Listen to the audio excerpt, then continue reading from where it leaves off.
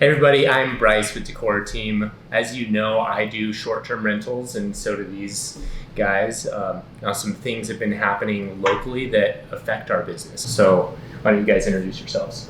I'm Rick Trout. I have what the city would call a owner-occupied short-term rental in Lake Stevens, where I have a separate freestanding garage. The upper floor of the garage I use as an Airbnb. Okay.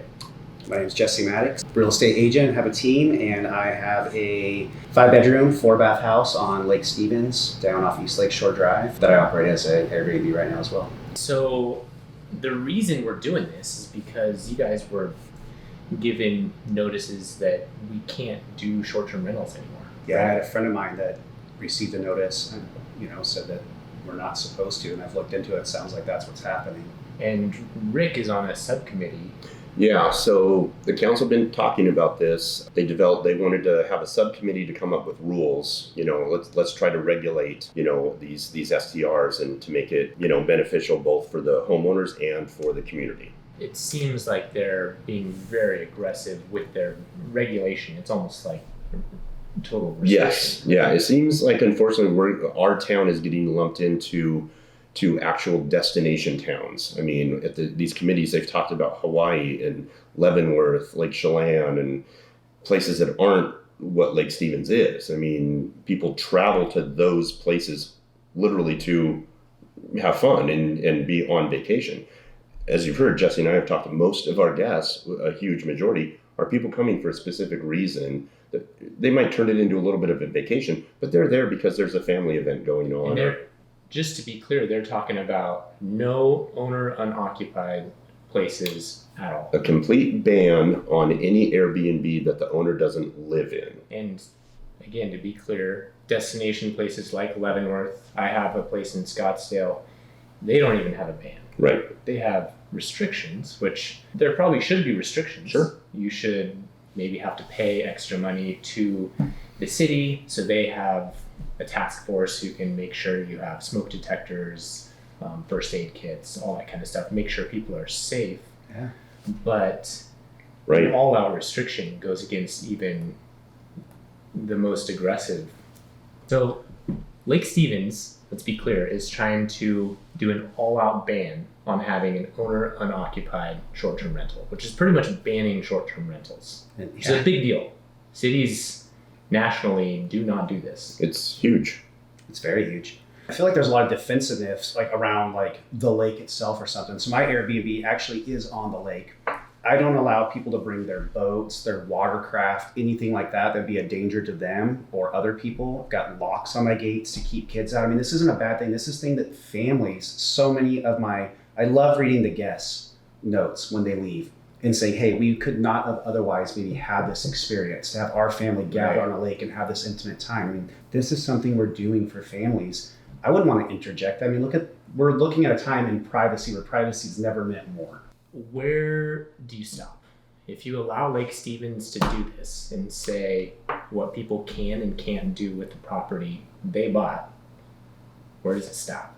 Yeah. Yeah, exactly. I don't know. It's bad. It's going to be, the repercussions of this are going to be huge. And I think a lot of people on the committee that I'm dealing with don't understand it. It's been a little difficult for me to try to get them to understand what this is going to result in.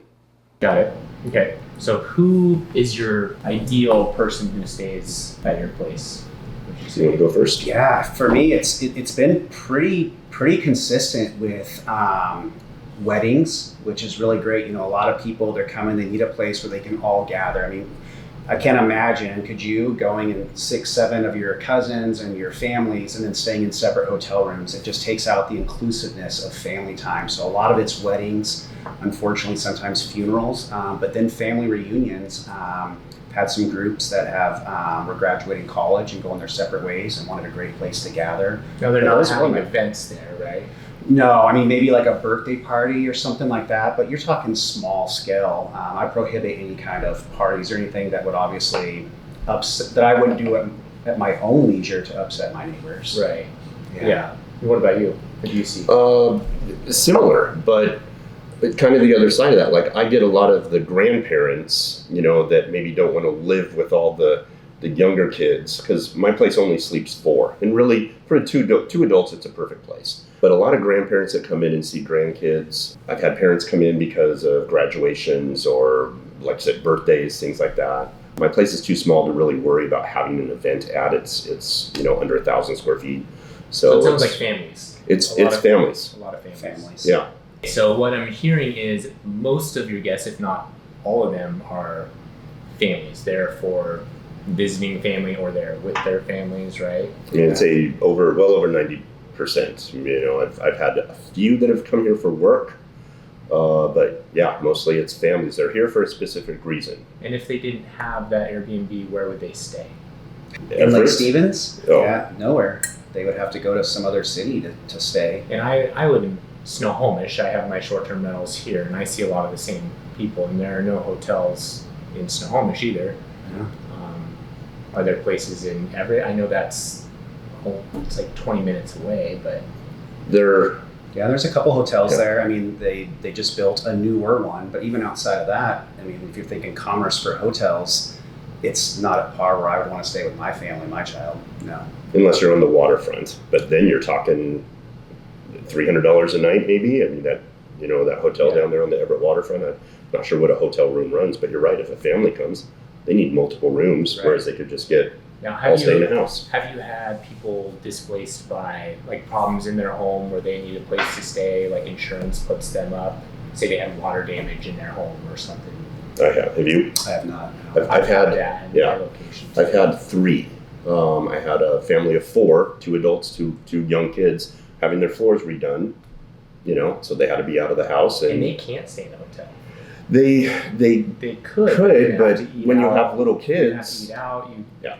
Unless you're paying for one that has a kitchenette, but then it's like extremely expensive. Right. And yeah, I think I've had 3 or 4 local families, and it's really nice for them too because they all lived within just a very short distance of their house. So it was very easy for them to go and check on their house, see how the progress is going, keep an eye on how things are going. It's easy to get their kids to school because they're still in the same neighborhood, sporting events. So I know a lot of people probably who are making these decisions think of Airbnb as party, like that's where I'm going to go to get my party spot, and it's not the case. As hosts and talking to the guests I've had, talking to the guests you've had, I've almost never had that. You rarely had that. It's more family centered.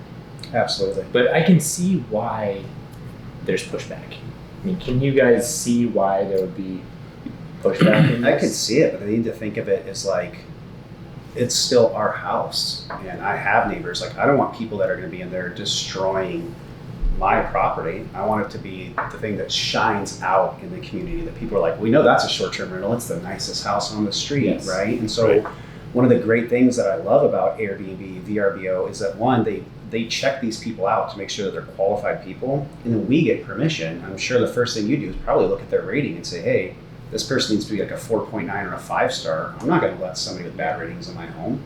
Absolutely. I mean, yeah, my place was brand new when I got it done. I put a lot of money into finishing it, and I want to keep it nice. I don't want parties at my place. Not at all. And I love it when someone comes in and they tell me the place looks brand new. Yeah. Because it's like, oh, you're my 50th guest, but you're saying this place still looks brand new. That's what I want you to say. So here's where we are now. We have the committee making decisions. None of them own short-term rentals. And then we have us trying to level the playing field and trying to bring up our points. So we need people to speak up. Absolutely. I mean, I would just encourage anybody who has a short-term rental, whether you're in Lake Stevens or not, because it could happen to your city next. If you've ever stayed in a short-term rental, or want to stay, or even want to stay, don't know what these are, and you're watching this thinking, "Oh, that kind of sounds nice. I might look at do an Airbnb for my family in my next trip." Yeah, it's not if the shoe fits, wears it now. It's if you ever think you'll even wear the shoe, or if you have worn the shoe, like you need to get involved. This is much bigger than you think it sounds right now. Yeah, this is happening locally right now. It's a huge deal, and it affects everyone. Absolutely. I am the only STR owner on this committee. The only one. And I would reiterate, if again, maybe not even just STR owners, but if you've had guests in the past that have stayed in Lake Stevens, I have contacted several of my guests and said, hey, here's what's happening. You may not be able to stay, again, when you come back here. So, would you be willing to write a letter, as to how you liked your stay? And I'll bet you get some of your previous guests to do it too, because they love the neighborhood. You guys are so busy. I know that. We're all busy, especially right now with the state of the economy. But I'm going to put some email addresses in the description of the video, and I'll read an address that they can write letters to. If any of this resonates with you, if you want to do your part to help protect our local community and the powers you have with your own property, what we can do as Americans, please reach out to these people, voice your opinion, and you can call any one of us, talk to us if you need to know what else you can do to help or just need feedback. Yeah, absolutely.